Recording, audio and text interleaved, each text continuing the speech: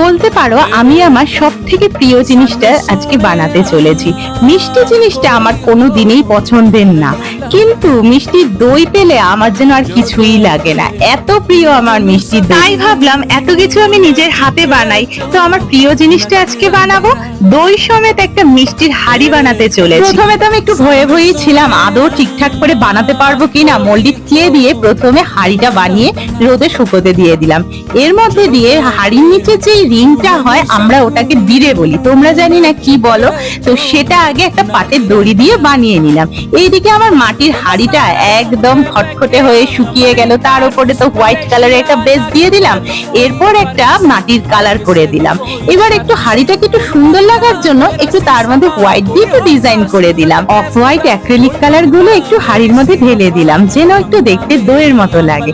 তার উপরে কাগজ দিয়ে মুড়িয়ে গার্ডার বেঁধে দিলাম।